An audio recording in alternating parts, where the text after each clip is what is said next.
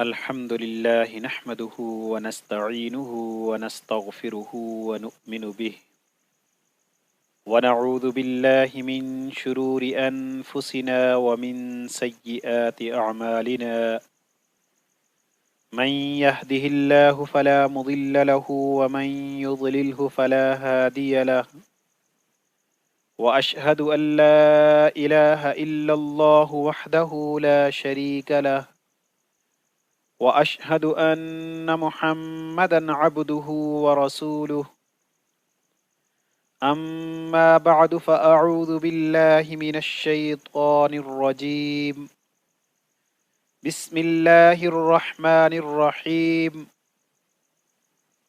عقیدہ عذاب قبر اور مسلک پرستوں کی مغالطہ آرائیاں، عنوان روح، موضوع حالت نیند اور موت میں قبض روح کا فرق، پوسٹ نمبر 5۔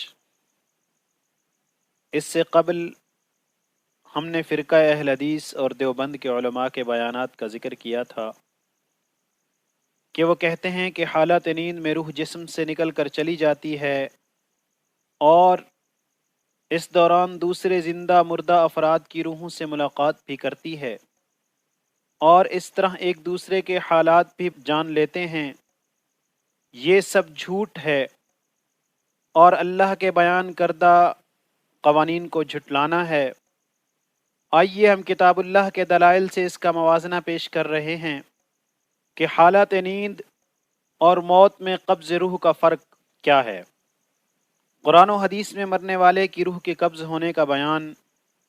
اعوذ باللہ من الشیطان الرجیم وَهُوَ الْقَاهِرُ فَوْقَ عِبَادِهِ وَيُرْسِلُ عَلَيْكُمْ حَفَظَةً حَتَّى إِذَا جَاءَ أَحَدَكُمُ الْمَوْتُ تَوَفَّتْهُ رُسُلُنَا وَهُمْ لَا يُفَرِّطُونَ ثُمَّ رُدُّوا إِلَى اللَّهِ مَوْلَاهُمُ الْحَقِّ أَلَا لَهُ الْحُكْمُ وَهُوَ أَسْرَعُ الْحَاسِبِينَ۔ سورۃ الانعام، آیات نمبر 61-62۔ ترجمہ: اور وہ اپنے بندوں پر غالب ہے اور تم پر نگہبان بھیجتا ہے، یہاں تک کہ جب تم میں سے کسی کی موت آتی ہے تو ہمارے بھیجے ہوئے فرشتے اس کی روح قبض کر لیتے ہیں، اور وہ کوئی کوتاہی نہیں کرتے۔ پھر تم پلٹائے جاتے ہو اللہ کی طرف جو تمہارا حقیقی مالک ہے۔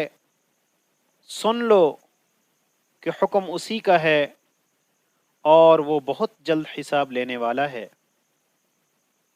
سورۃ النازعات میں فرمایا وَالنَّازِعَاتِ غَرْقًا وَالنَّاشِطَاتِ نَشْطًا وَالسَّابِحَاتِ سَبْحًا فَالسَّابِقَاتِ سَبْقًا۔ سورۃ النازعات، آیت نمبر 1-4۔ ان فرشتوں کی قسم جو ڈوب کر کھینچ لیتے ہیں اور ان کی جو بند بند کھولنے والے ہیں اور ان کی جو کائنات میں تیزی سے تیرتے پھرتے ہیں، پھر دوڑ کر آگے بڑھنے والوں کی قسم۔ سورۃ الانعام میں فرمایا وَلَوْ تَرَىٰ إِذِ الظَّالِمُونَ فِي غَمَرَاتِ الْمَوْتِ وَالْمَلَائِكَةُ بَاسِطُو أَيْدِيهِمْ أَخْرِجُوا أَنفُسَكُمْ۔ سورۃ الانعام، آیت نمبر 93۔ کاش تم ظالموں کو اس حالت میں دیکھ سکو جب وہ سکرات موت میں ہوتے ہیں اور فرشتے ہاتھ بڑھا کر کہہ رہے ہوتے ہیں نکالو اپنی روحوں کو۔ اور اگلی آیات میں فرمایا مرنے والے کی روح یہ جسم و دنیا سب کچھ چھوڑ کر اللہ تعالیٰ کے پاس چلی جاتی ہے۔ سورۃ القیامہ میں فرمایا کَلَّا اِذَا بَلَغَتِ التَّرَاقِيَ وَقِيلَ مَنْ رَاقٍ وَظَنَّ أَنَّهُ الْفِرَاقُ وَالْتَفَّتِ السَّاقُ بِالسَّاقِ إِلَى رَبِّكَ يَوْمَئِذٍ الْمَسَاقُ۔ سورۃ القیامہ، آیات نمبر 26-30۔ ہرگز نہیں، جب روح گلے تک پہنچ جائے اور کہا جائے کہ کوئی جھاڑ پھونک کرنے والا ہے، اور یقین ہو جاتا ہے کہ یہی جدائی کا وقت ہے، اور پنڈلی سے پنڈلی مل جائے، آج تیرے پروردگار کی طرف جانا ہے۔ سورۃ الواقعہ میں فرمایا فلولا اذا بلغت الحلقوم وانتم حينئذ تنظرون، سورۃ الواقعہ آیت نمبر 83-84۔ اور جب روح گلے میں آ پہنچتی ہے اور تم اس حالت کو دیکھ رہے ہوتے ہو۔ نبی صلی اللہ علیہ وسلم نے فرمایا ان الروح اذا قبض تبعه البصر، مسلم کتاب الجنائز۔ جب روح قبض کی جاتی ہے تو بصارت اس کے پیچھے نکل جاتی ہے۔ آگے نسائی کتاب الجنائز میں لے کر آئے ہیں المؤمن یموت بعرق الجبین، مومن مرتا ہے پیشانی کے پسینے سے۔ عائشہ رضی اللہ تعالی عنہ نے موت کی تشریح اس طرح فرمائی، نسائی کتاب الجنائز میں لے کر آئے ہیں، جب بینائی مٹ جائے اور چھاتی میں دم آ جائے اور بدن کے روئیں کھڑے ہو جائیں، یہ ہے کہ جو اللہ سے ملنا پسند کرے۔ قرآن و حدیث کے ان دلائل سے ثابت ہوا کہ مرتے وقت روح قبض کرنے کے لیے فرشتے بھیجے جاتے ہیں۔ فرشتے انسانوں کے جسم سے مختلف انداز میں روح نکالتے ہیں۔ فرشتے روح نکال کر اللہ تعالیٰ کی طرف لے جاتے ہیں۔ موت کے وقت روح گلے تک آ پہنچتی ہے۔ روح کے جسم سے اخراج پر پنڈلی سے پنڈلی مل جاتی ہے۔ جسم سے روح نکلتے ہی بصارت بھی جسم سے نکل جاتی ہے۔ روح سارے جسم سے نکلتی ہوئی چھاتی میں آتی ہے، رواں رواں کھڑا ہو جاتا ہے، پیشانی پر پسینہ آ جاتا ہے۔ حالات سکرات میں واقع ہونے والے اسی قسم کے معاملات عام مشاہدے میں آتے ہیں۔ حالات نیند میں روح کا قبض ہونا۔ اعوذ باللہ من الشیطان الرجیم۔ اللہ يتوفى الأنفس حين موتها والتي لم تمت في منامها فيمسك التي قضى عليها الموت ويرسل الأخرى إلى أجل مسمى ان فی ذلک لآیات لقوم یتفکرون، سورۃ الزمر آیت نمبر 42۔